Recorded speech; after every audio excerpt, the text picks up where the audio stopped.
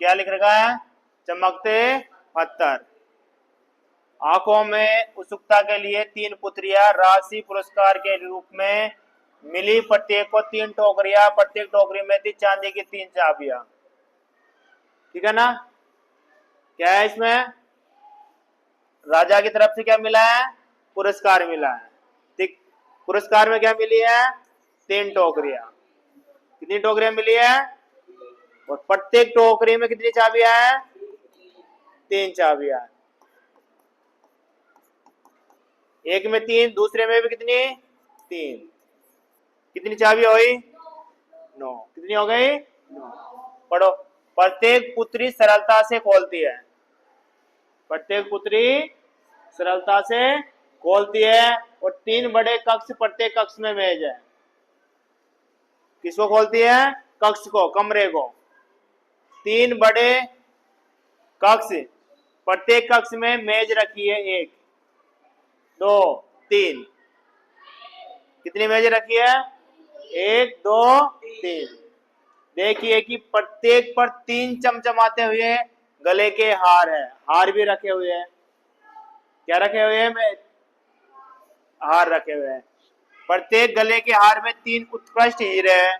कितने हीरे? प्रत्येक गले के हार में हीरे भी लगे हुए हैं। क्या आप इन चमकते हीरों की गणना कर सकते हो कि कितने हीरे हैं? दोबारा पढ़ो इसको।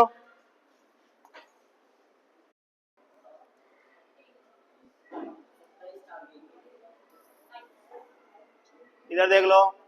जो राजा था, चित्र के अनुसार देखो, ये राजा है। राजा की कितनी बेटियां हैं? 3 बेटियां हैं। और तीनों बेटियों को एक एक टोकरी मिली है। तो टोकरियां कितनी हुई? 9। टोकरियां कितनी हो गई? 9।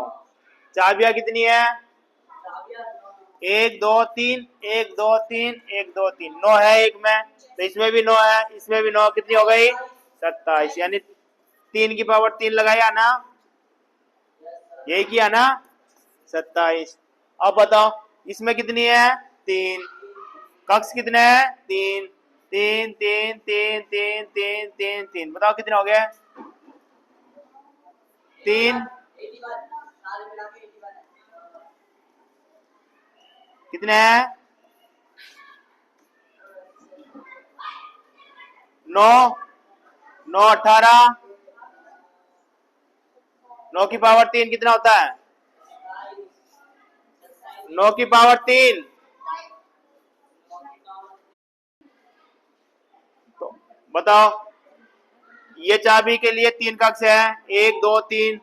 तो ये 9 हो गए टोटल। ये भी 9, ये भी 9, ये 27, ये भी 27, ये भी 27। बताओ, तीनों 27 को जोड़ोगे तो 21 2 4 6 8। कितना आ रहा है?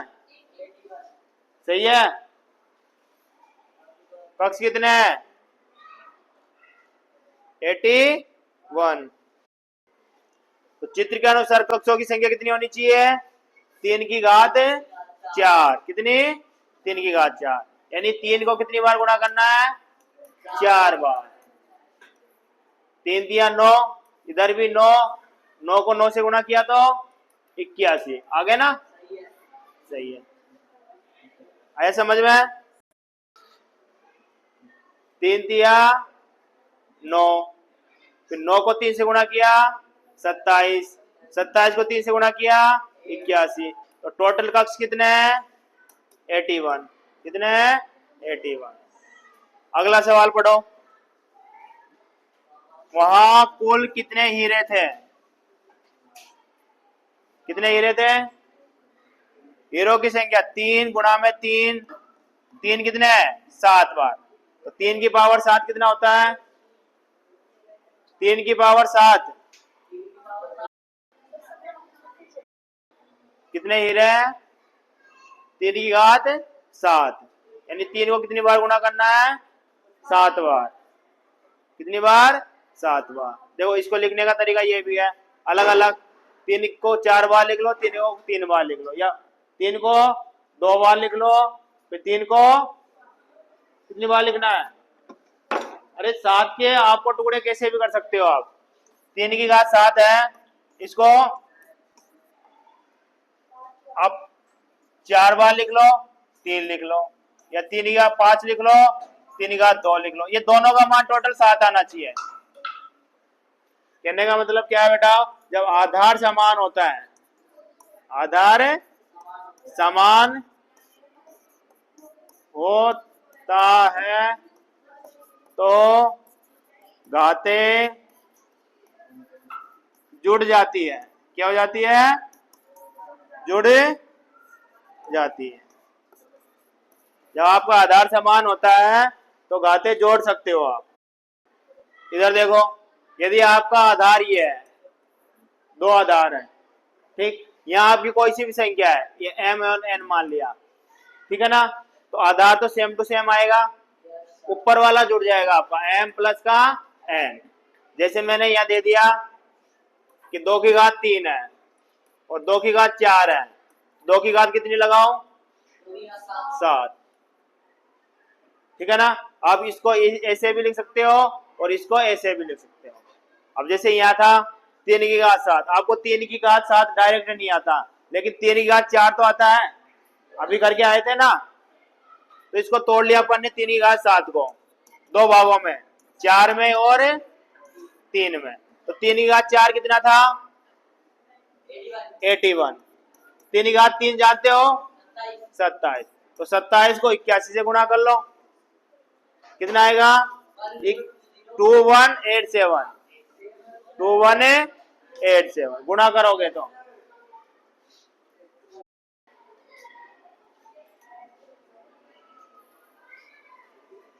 ठीक। देखो 3 की घात 7 को आप कैसे, देखो ऐसे लिख सकते हो, 3 की घात 2, 3 की घात 5, ये इसका और इन दोनों का योग सेम होना चाहिए। आपको जिसका भी आता है वो आप कर सकते हो टुकड़े, ठीक है, लिखा जा सकता है। आप इस प्रकार लिखने का कारण बता सकते हैं, इसे सरलता से गुणनफल में बढ़ाया जा सकता है। जहां घातांक के समान अक्षर समान होती है, जैसे ये है, गुणनफल है आपका p की घात 4 और p की घात 6। ये देखो p समान है ना, आपको इन दोनों को जोड़ के लिखना है बस। 6 और 4 कितने होते हैं? 10। आप इसको ऐसे भी लिख सकते हो, p की घात 10। कोई दिक्कत? कब लिखना है? जब ये सेम होने चाहिए, ध्यान रख लेना, आधार सेम होना चाहिए। यदि ये चेंज है तो आप ऊपर का जोड़ना नहीं है, घात को जोड़ते नहीं है। जैसे ये देखो कुछ भी आ सकता है, ये सेम है तो ऊपर वाला आप जोड़ के लिख सकते हो। आए समझ में?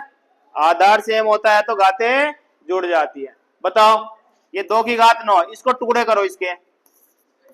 हाँ 3 में भी कर सकते हो, जरूरी नहीं है 2 में ही करो। बताओ ऊपर कुछ भी मैंने लिख दिया, 3 लिख दिया, 4 लिख दिया, 4 और 3 कितना हो गए? 7 हो गए ना। और वो यहाँ कितने लिखो? 2, तभी तो 9 होंगे। तो इन दो सबको जोड़ो, आ रहा है 9, तो इसका मान और इसका मान सेम होता है। ये आपका जब काम आता है भाई मुझे ये पूरे का 2 की घात 9 नहीं आता, मैं तोड़ तोड़ के तो आता है ना मुझे, कि 2 की घात 3 कितना होता है? 8, 2 की घात 4 कितना होता है? 16, 2 की घात 2 कितना होता है? 4। आपस में गुणा कर लो, आंसर निकाल लो, ठीक है ना। मेरे को 5 की घात 7 का आंसर याद नहीं है, तो इसके टुकड़े में लिख सकता हूं ना मैं। तो चलो बताओ, 2 कितने टुकड़े करोगे? 2 कर लेते हैं। बताओ किस किस का आता है? 4 और 3 का। ये लो 5 की घात 4 कितना होता है भाई? चलो इसका नहीं आ रहा, 2 में कर दो, ये लो। अब सही है, 5 की घात 2 तो आता है ना, 5 को 5 से गुणा करोगे तो 25, और यहाँ भी 25।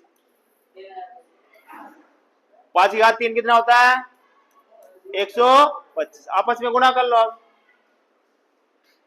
तो जो भी आंसर आएगा वो और इसका मान सेम रहेगा।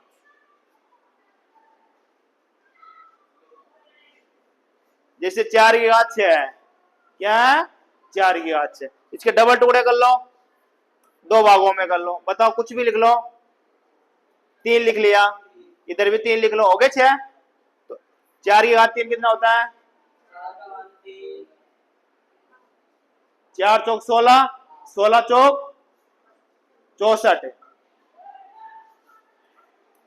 यहां भी 64, दोनों को आपस में गुणा कर लो, आंसर निकाल लो।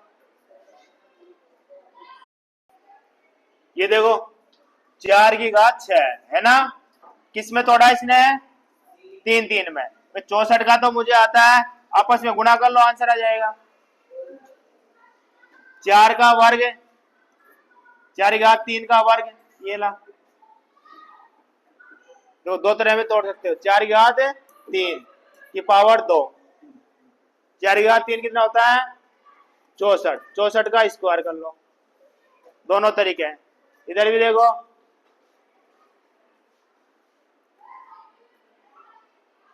ये क्या है? 4 की घात 2, 4 की घात 2, 4 की घात 2, तीनों को जोड़ोगे तो कितना आ रहा है? 4 की घात 6, सेम है। यानी आपको जितना आता है वो जोड़ सकते हो। 16, 16 का 3 बार गुणा करोगे तो 4096। अब ऐसे भी कर सकते हो, जैसे 7 की घात 4 है, कितना है? 7 की घात 4, तो इसको डबल में जोड़ लो, 7 की घात 2, 7 की घात 2, 7 की घात 2 तो आता है ना, 7 का स्क्वायर कितना होता है? 49, 49 को 49 से गुणा कर लो, देखो ये देखा, स्क्वायर में भी कर सकते हो, दोनों को गुणा करोगे तो ये आएगा 4। 2 की घात 10 है, कितने में तोड़ा इसको? 1 2 3 4 5, यानी 2 को कितने में तोड़ा है? 5 भागों में। देखो ये 2 की घात 2, 2 की घात 2, इन दोनों को जोड़ोगे तो देखो आपका 10 ही आएगा, आ रहा 10। तो 2 की घात 10, इसको ऐसे भी लिख सकते हो आप, 2 की घात 2 की घात 5, इन दोनों को गुणा करोगे तो ये आना चाहिए, ठीक है। पावर के रूप में भी लिख सकते हो। एक सवाल और देता हूं, देखिए ये लो 32 है कि पावर है 16, इसको मुझे तोड़ना है, क्या करना है? तोड़ना है। बताओ ये 32 को 2 की पावर में कितने बोलोगे? बताओ 2 की पावर में, बताओ 2 की पावर कितनी लगाएंगे कि 32 आ जाएगा? यानी कितनी बार गुणा करेंगे 2 को 32 आ जाए?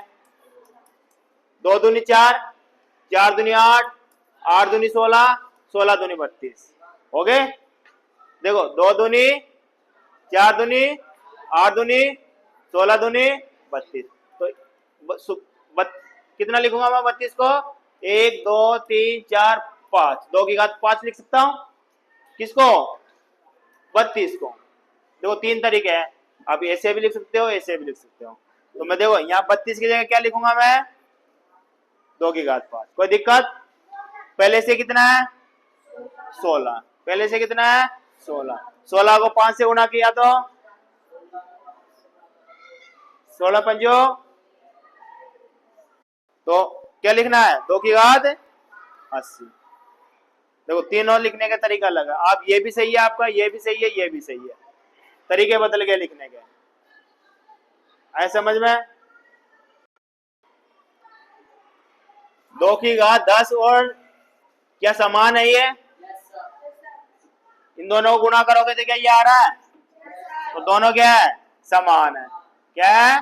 समान है। देखो 2 की घात 10 ऐसे टुकड़े के रूप में लिखेंगे तो 2 की घात 5 और 5, आधार समान होता है तो घातें जुड़ जाती है, जुड़ गई, 2 की घात 10।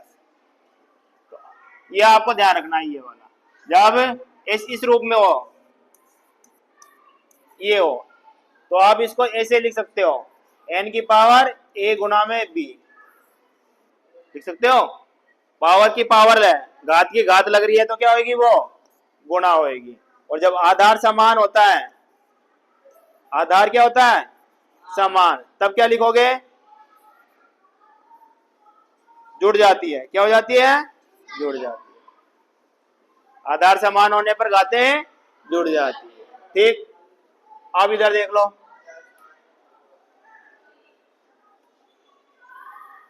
निम्नलिखित व्यंजकों को कम से कम 2 विधियों से घात की घात के रूप में लिखना है। आपको 2 तरीके में लिखना है। जैसे 8 की घात 6 है, क्या है 8 की घात 6। पहले तो 8 की घात को ऐसे लिख सकते हो 3 गुना में आधी घात 8 की घात 3, आधार बराबर कर दिया, दोबारा जोड़ दिया तो यही आएगा। एक तरीका ये है। एक तरीका आपका ये भी हो सकता है, 2 में बता सकते हो। 8 को 2 के रूप की घात में बदलो, 8 को 2 की घात में बदलो, घातांक के रूप बताओ। 2 गुना में 2 गुना में 2, 3 बार गुना करोगे तभी आएगा ना। 8 को लिख सकते हो ये 2 की घात 3 कितना होता है 8, कितना होता है 8। ऊपर घात पहले से लग रही है ना, तो ये भी तरीका है आपका। 2 तरीके हो गए ना, एक ये वाला और एक ये वाला। तो बेटा आपको याद रखने हैं ये सब कि 2 की घात 1 कि 2 की घात 2 कितना होता है 4, 2 की घात 3 8।